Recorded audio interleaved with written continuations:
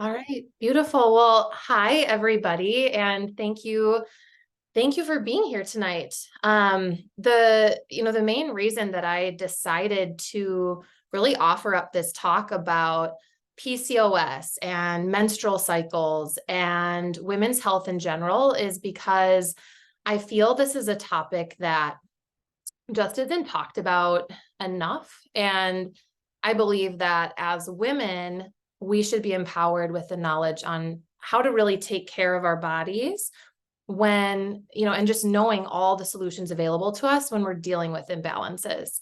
And this is a topic that is really near and dear to my heart, as it's something that I've struggled with for years. And it's something that I know many young women are struggling with today.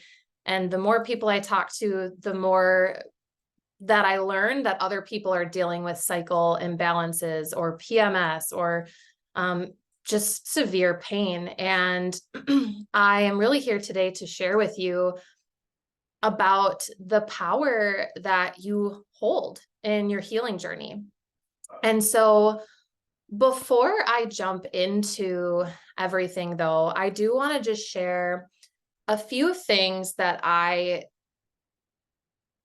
used to believe that I now understand differently. And after having explored many, many, many different avenues for my own health to get my own health on track. And so I'll share my health story in just a few minutes. But essentially, I just want to share some things that I used to believe that I've now realized are false stories. So I'd been programmed my whole life to believe that physical illness just stems from the food that we eat and the level of physical activity that we incorporate into our daily life. And I'd also been programmed to believe that if your parents or your grandparents or anyone in your family had a specific condition or state of dis-ease, that you were likely to have that condition or dis-ease too. I'd also believed that once you have a condition or a disease, that you're going to have it for the rest of your life. So something such as PCOS, for instance, you'll need to get on medication and then you're just going to have those symptoms for the rest of your life. And I was told that. And I'd also, I was led to believe that we as women, if we struggle with any sort of hormonal imbalances or menstrual pain, that we could just get on birth control and it wouldn't harm our health. There would be no repercussions. It would solve all our problems. And that there was really nothing harmful about that. And lastly, I was really led to believe that we have to look outside of ourselves to heal. And I want to really share with you today that that is not true. And if we look to ourselves, we are our greatest healers. And so I'm here to tell you today that all of these things are actually false stories, and you do hold the power to reverse your dis-ease or your conditions or whatever you're dealing with in your body and really take control of your life and create the life that you want to live in the body that you want to experience that in. And I say all of this because I want you to know that you can be your own healer, and it's your birthright to feel amazing in your body, and you're so much more powerful than you realize. And once you're empowered with the right knowledge, it is unbelievable the strides you can make in your own health and in reversing your symptoms. And I say this after having tried many, many, many different modalities across my healing journey with PCOS. And I'll share that in just a few seconds. So I'm going to go ahead and share my screen really quick so that you can see some of the slides that I put together.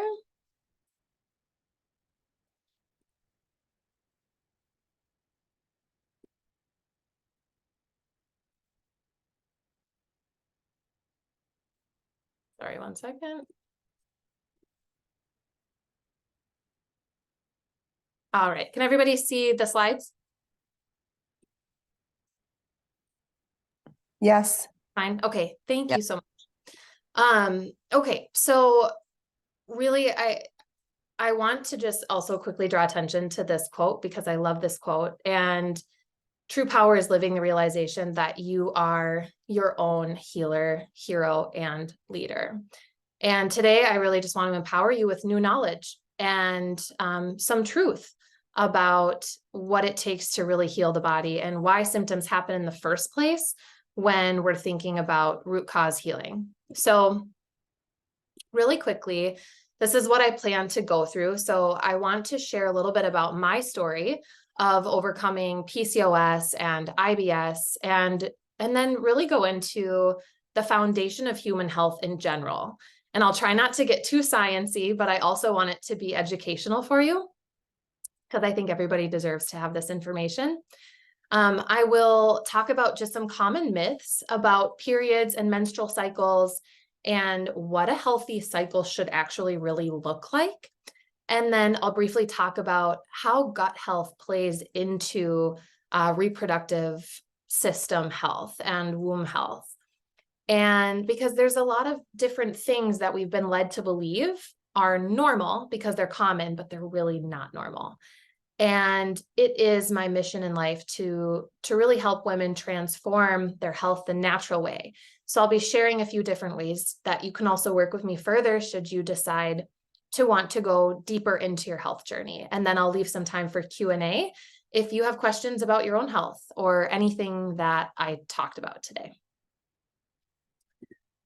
So just a little bit about me. I don't love titles, but I do think it gives you an idea of what I specialize in. And so I have my bachelor's in public health, and I am specialized as a regenerative health practitioner and detox specialist, also trained in clinical iridology. And so if you're not familiar with iridology, it's basically the study of the iris to determine where certain gland and organ systems need the most support in the body. And it really shows you the current state of the lymphatic system and genetic predispositions and, what do we see over the kidneys? What do we see on the adrenals and all of that? And so it's not a diagnostic tool, but it's a really fantastic way to see what's going on in the body. So that's something I do on the side, as a part of working with clients. But all of these tools have really aided in my journey. And that's why I decided to become specialized in them myself so that I could help other women really get to the root cause of what's going on. And so just to share a little bit about what I struggled with, I really got into this work again because of my journey. And it started, the symptoms started for me when I was 14 years old. And when I was 14, I started having really, really severe ovarian cramping episodes, sometimes during my cycle, sometimes not. The pain would get so severe that, it would cause me to pass out. I would be taken to the ER to figure out what was wrong. And no one could ever really point to anything other than saying, oh, it must have been a cyst that ruptured. It must, we can't really find anything. And so I was put on birth control for 12 to 13 years straight to control the pain and the symptoms. And it never sat right in my body, but I also didn't know of any other options.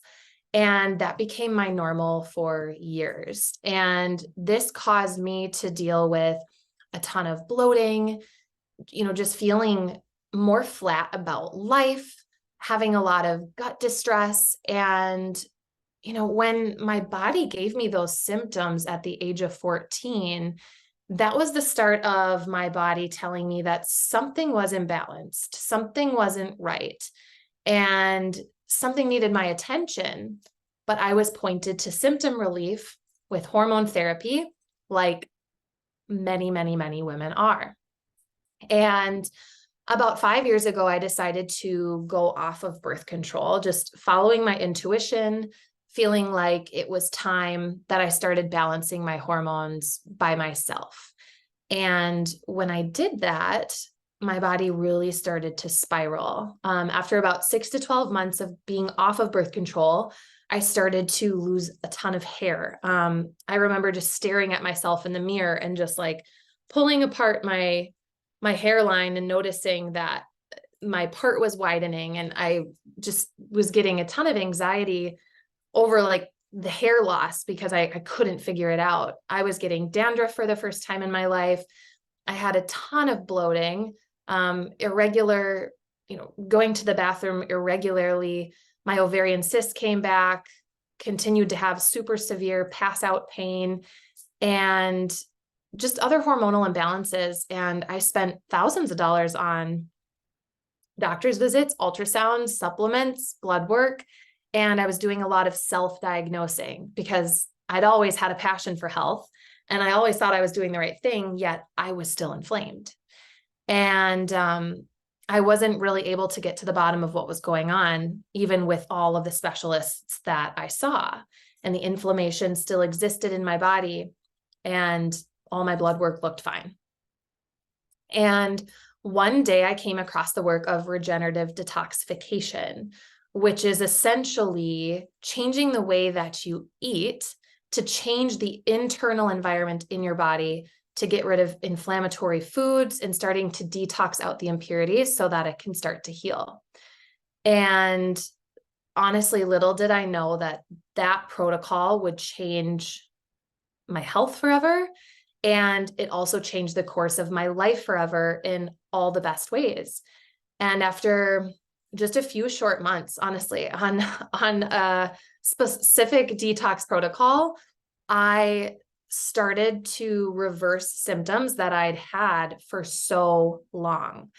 And I'd spent a long time trying to, get rid of these symptoms with complicated solutions.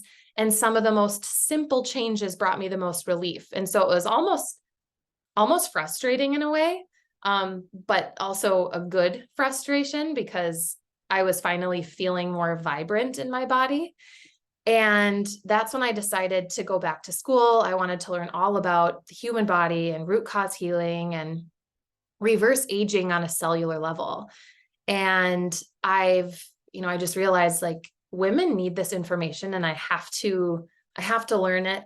I have to be able to share my story, and I have to help other people reverse their conditions too.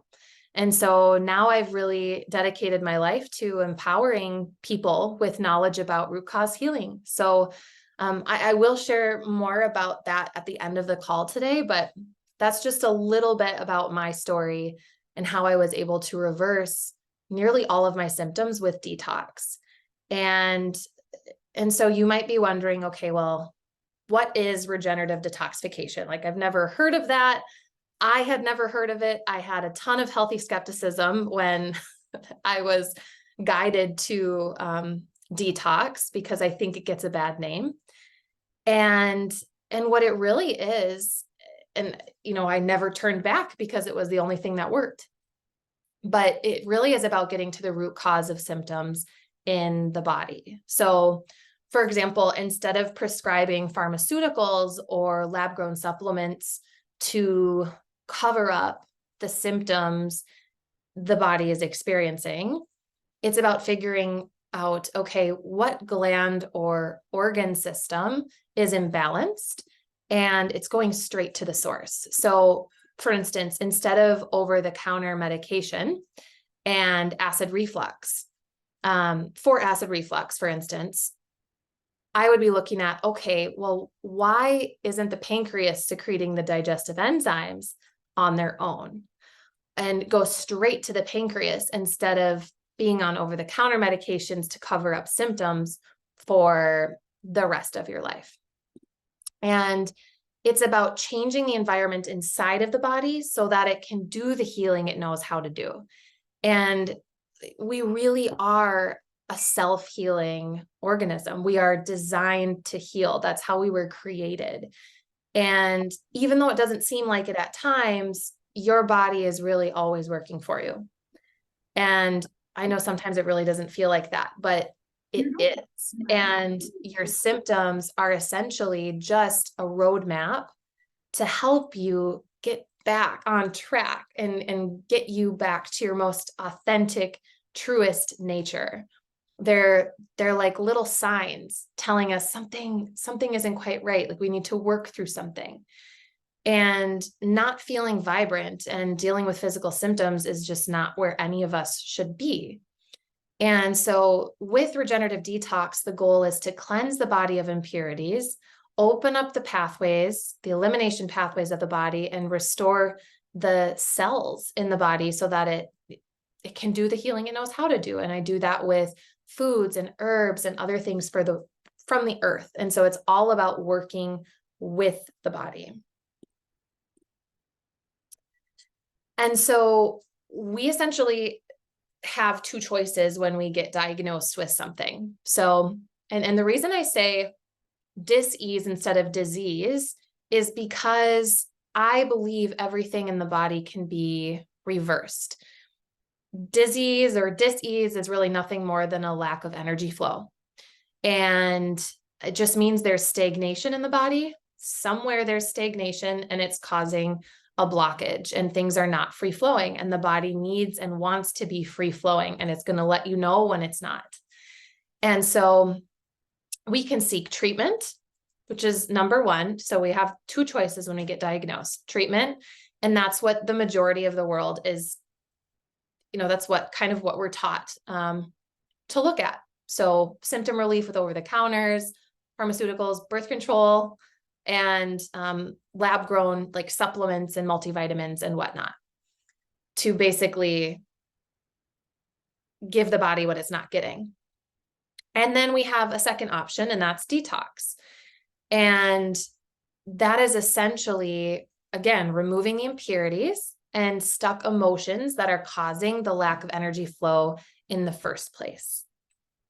And so to really bring it back to women's health, many of us women struggle with severe PMS, painful periods, endometriosis, PCOS, and other womb-related pain and symptoms our whole life. And it's just become so normal. And there are a lot of symptoms that have been normalized, but just because symptoms are common doesn't mean that they're normal. And treatment isn't the only option.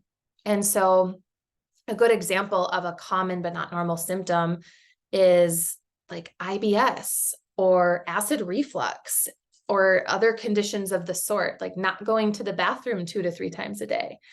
Common, but not normal, and actually are really, really big warning signs. And so what many people don't tell you about period health and what is happening during that time of the month is that it's basically like your monthly report card. And it tells you a lot about the state of your overall health as a woman and should really, really be paid attention to. Treatment of symptoms with these types of things is really only covering up the underlying problem. And so before we jump into anything hormone and period related, I do want to just start with like the basic foundation of health. And again, I'm going to try not to get too sciencey, but also I think this is just such good information to know because it gives you a good idea of how the human body works and why we get certain symptoms in the first place. And so we are made of trillions and trillions of cells and 2 fluids, so blood and lymph. Blood feeds all of our glands and our organs. It's essentially like the kitchen of the body, and lymph cleans all of our glands and our organs. And so it's like the sewer system of the body, and it lies right underneath the dermis of the skin. And so 80% of the fluid in our body is composed of that lymphatic fluid, which carries all of our cellular and digestive waste out of the body. And it does this via our urine. And so I won't go too in depth on this in this webinar specifically, but our urine is also a really big indicator of how well our body is releasing waste. And this is something I go deeper on with my clients. But when this lymphatic system gets backed up due to the foods that we're eating, the unprocessed emotions we have in our bodies, not pooping 2 to 3 times a day, and so on, we have a stagnant lymphatic system, and it ends up filling and filling and filling with waste. And it causes acidosis in the body, which then causes inflammation. And that ends up being, inflammation in the uterus, in the ovaries, and we start to experience that stagnation down in that womb space as well. So instead of everything being free flowing, everything gets kind of sticky and waste starts to build up in our glands and our organs. And so as humans, we are an alkaline species. So like when you think about chemistry, there are acids and there are bases, and our blood always sits at about a 7.4 pH. So our body loves alkaline forming foods, and these foods like fruits and veggies and herbs are what keep our body free flowing and help keep the lymphatic system moving. Now, the problem lies within our food system today, and the majority of the food that we eat and the things we put on our skin and the chemicals in our food, they are mostly acid forming. Lots of things like, and I know these things are tasty, but having too much of anything is not good. So, dairy, the meats, the breads, the processed foods, also things like air fresheners, fragrances, toxic lotions, other hygienic supplies. There are a lot of chemicals in a lot of stuff. And these things actually put our body in a state of acidosis, which is exactly the state that the body needs to be in for dis-ease to form. And this is where inflammation starts, when there's too many acids. Too many acids causes a lot of pain in the body. And so now that we've talked just a little bit about the human body and like why inflammation happens in the first place, I want to just talk a little bit more and jump into some common but not normal menstrual cycle symptoms. So the first thing I want to say is that we get our periods for a reason. And this is really a time of cleansing for women. It's so good to get your period, and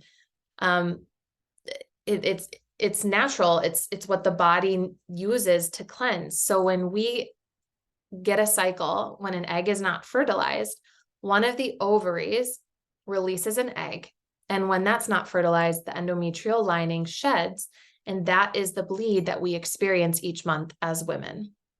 And the unfortunate thing is that many women experience a ton of symptoms during the time of their menstrual cycle. I was one of them. And it's a time of pain. It's like anxiety, like you don't know what's going to happen at that time of the month, and also emotional turmoil. And so, I just want you to kind of look at this and think about if any of these symptoms are common for you. They are common for many, many, many women, all of them for some people, a few of them for some people, but they're actually not normal. And again, I used to experience a ton of these, but since changing my lifestyle, I have reversed nearly all of them.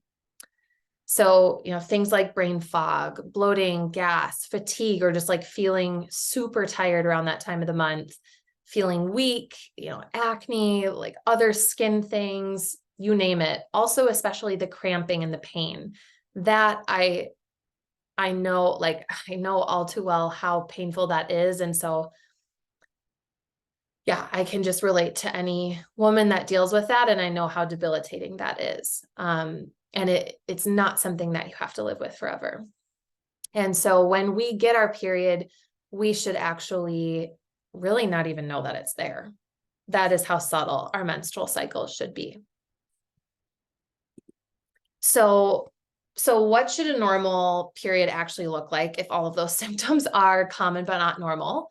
And this may be surprising, but actually no more than 3 tablespoons of blood is considered normal. So if you have a heavy, painful period, heavy flow, really tender breasts, mood swings, depression, this is a sign that the lymphatic system, the gut, and the liver are under stress.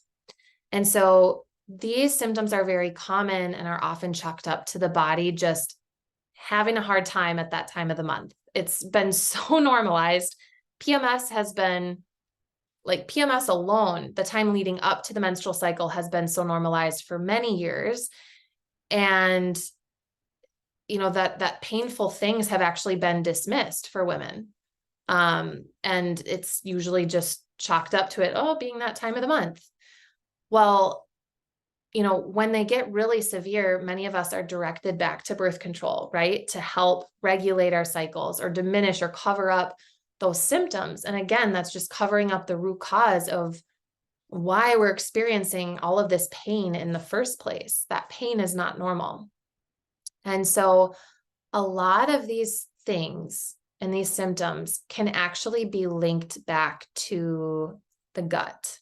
So I really want to talk about I really want to talk about the health of the gut, because your gut is your first brain.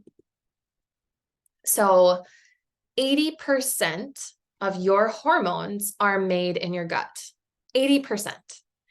And all of the healthy microbes in the gut are what communicate to your brain.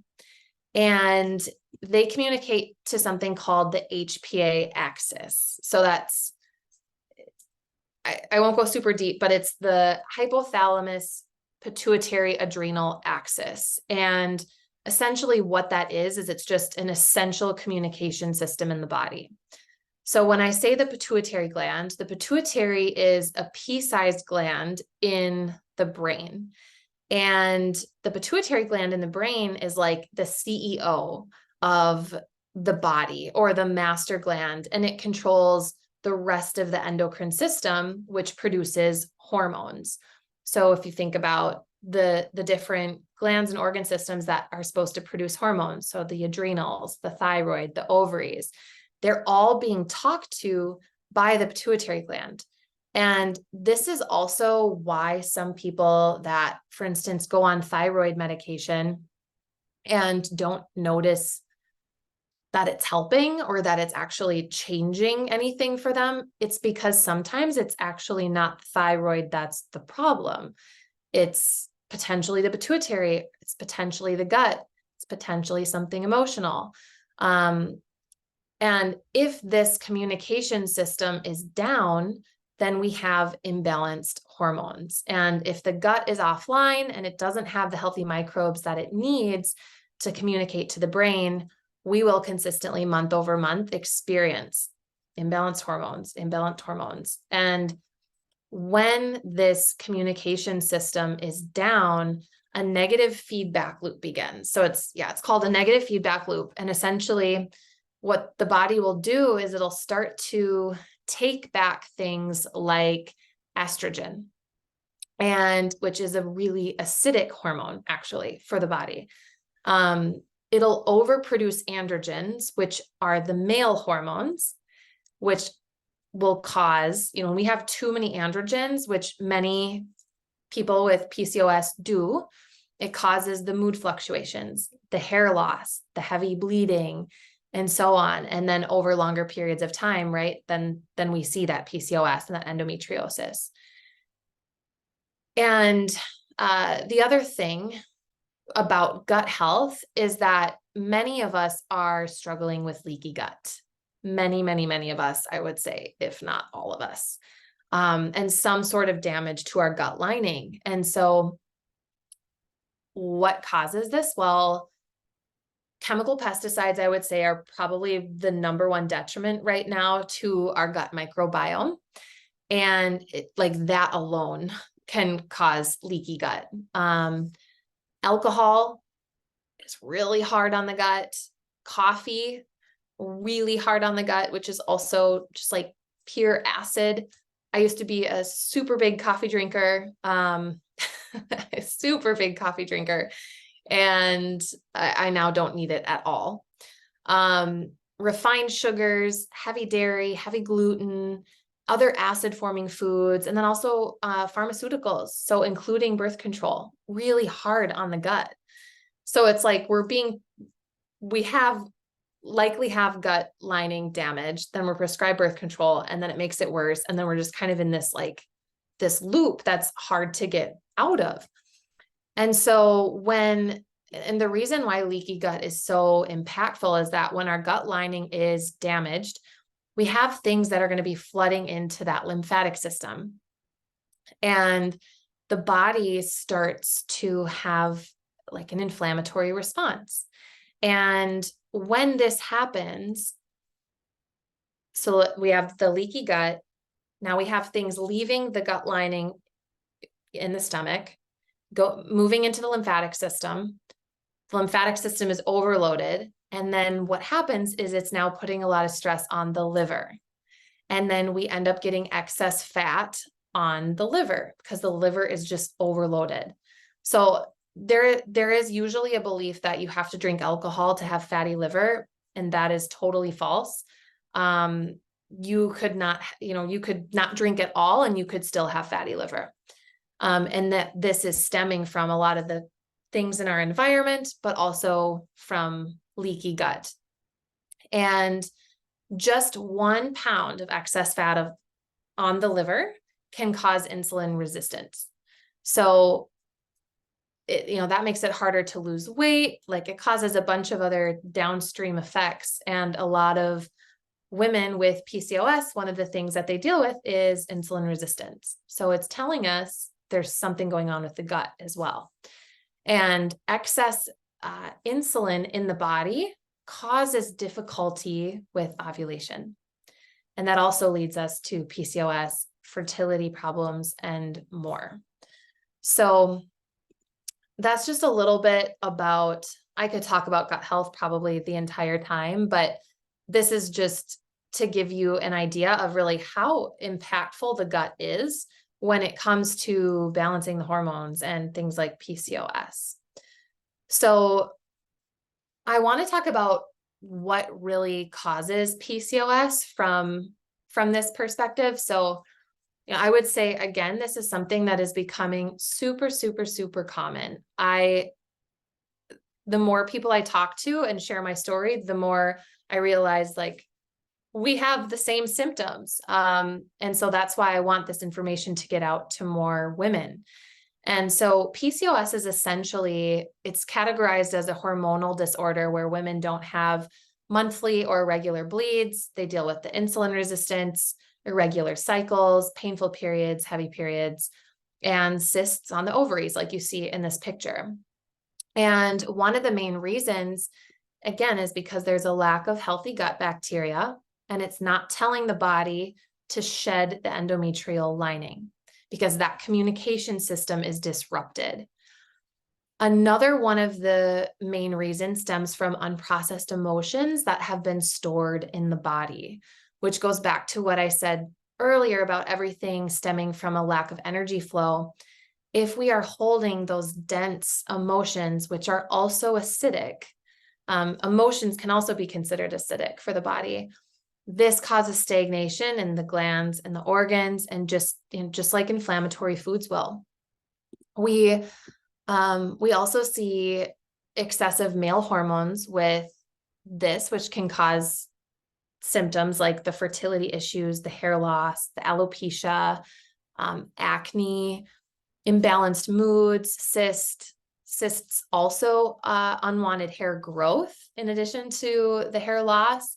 And so when we think about PCOS, this really goes back to the unprocessed emotions or traumas, the gut health, and the liver health. And then just kind of the state of the lymphatic system, which again is like the sewer system of the body.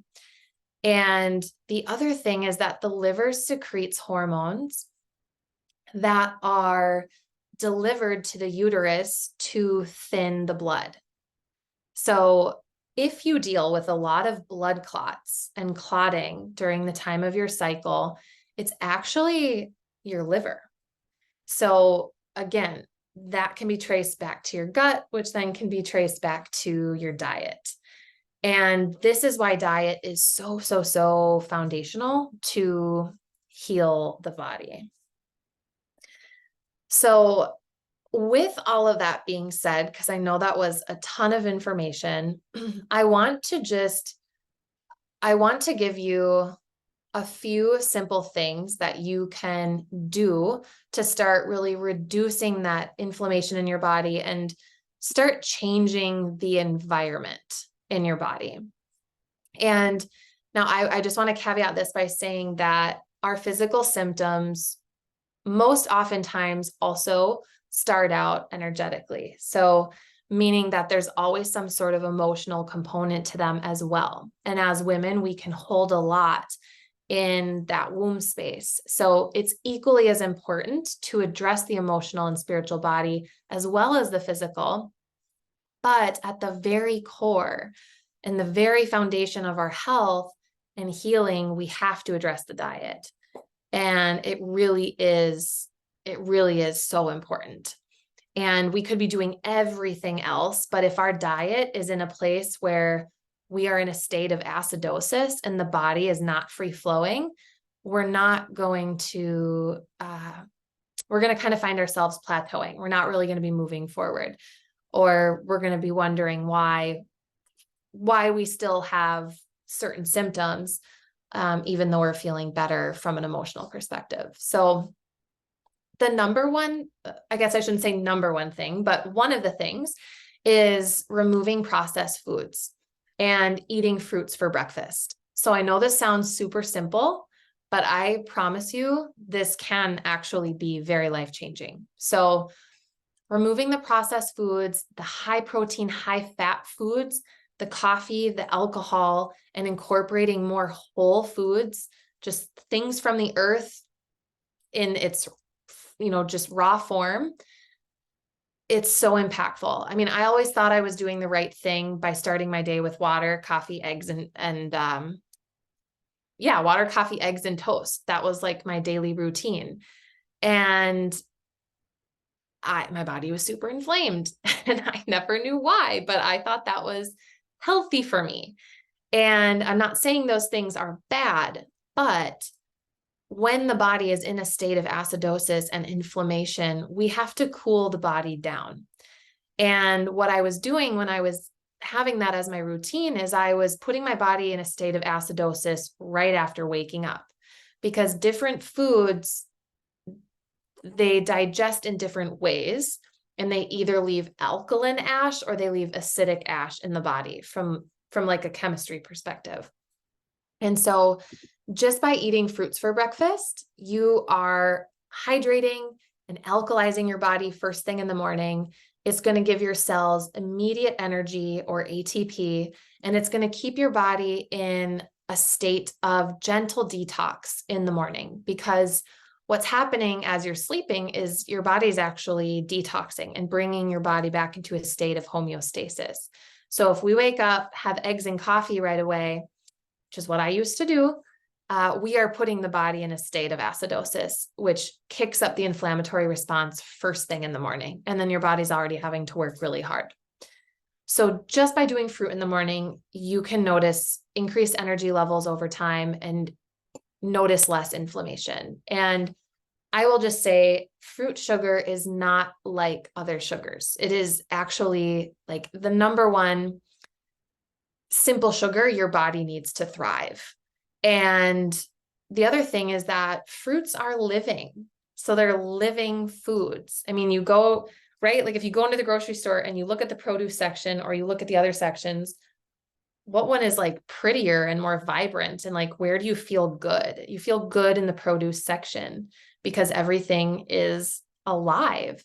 And so when we eat living foods that are vibrationally high in energy, like fruits and juices and other things, it literally makes us feel alive, and our body loves it.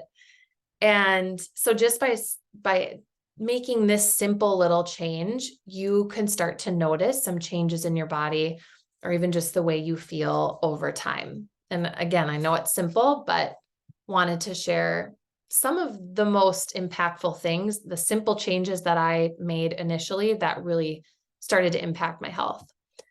The second is buying organic and local. And it's actually really important. And I never understood this before. And this is another topic I could probably do a whole presentation on.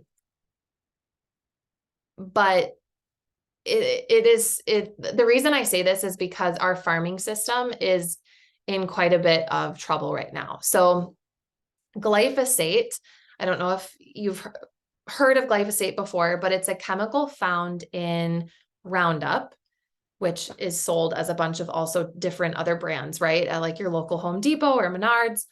And it's sprayed on all of the crops here in the United States. And it started being sprayed in the 1980s. And it's banned in many other countries. And what it's doing is it's contributing to leaky gut and the inflammatory response in the body, and it's disrupting our endocrine system. And although it's not completely unavoidable because it's legal here, people are spraying it on their, lawns, like it's in our water because it's water soluble. You can minimize your exposure, especially with produce that doesn't have a skin. So this chemical is also patented as an oral antibiotic. So it wipes out all the good and the bad in the gut, meaning we won't have that gut-brain communication system that I talked about earlier, right? If we're constantly having a wipeout of our bacteria because of these chemicals in our environment and our food. And the other thing with this chemical is that it destroys the plant's ability to make amino acids and micronutrients. So it destroys something called the shikimate pathway, which is a pathway within plants that allows the plants to create the nutrients that humans must get from food. And maybe I'll do a whole other presentation on this because I think I have so much to say about it.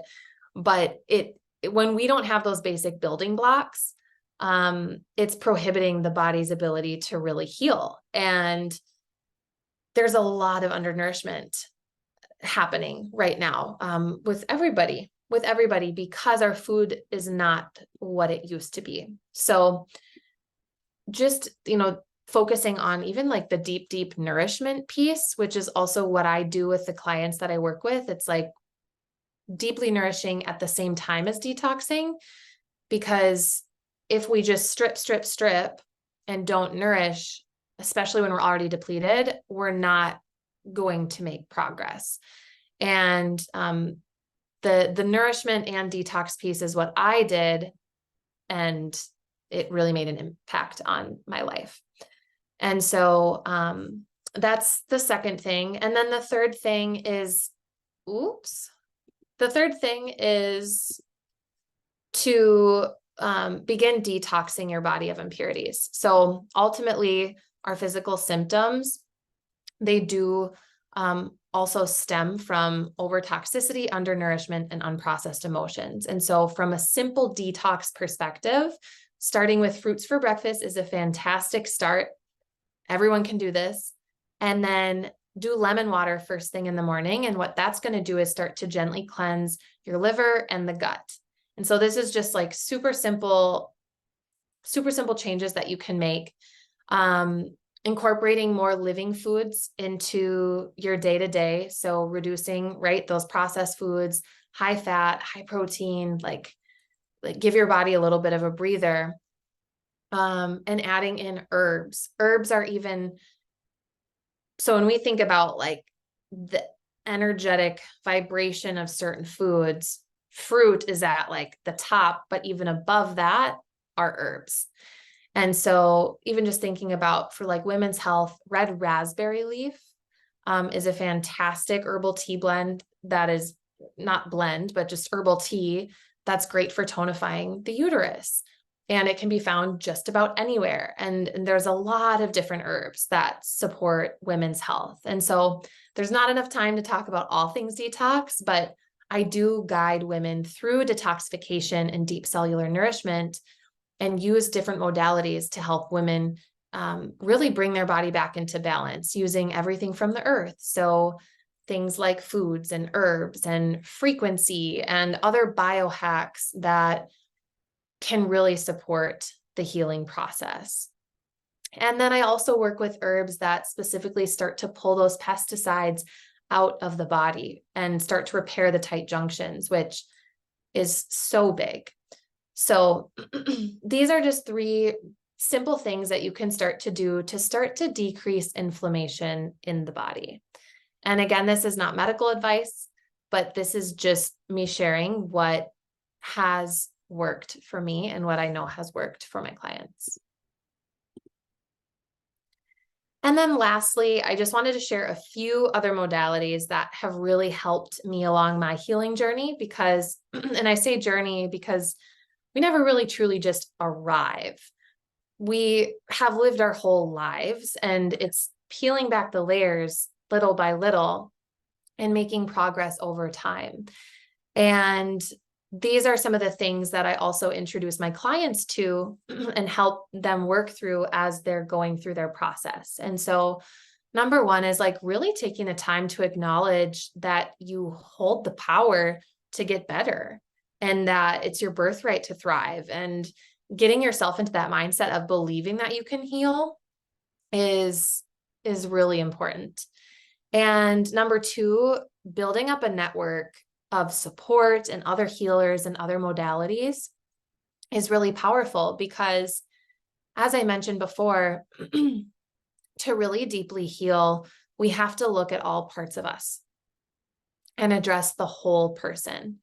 And so these are some other modalities that have been so profound on my journey that I also help introduce my clients to. And then the third is really allowing yourself to feel, really feel your feelings. And it's something I had to learn myself how to do. And taking the time to process emotions that come up during detox is also extremely healing.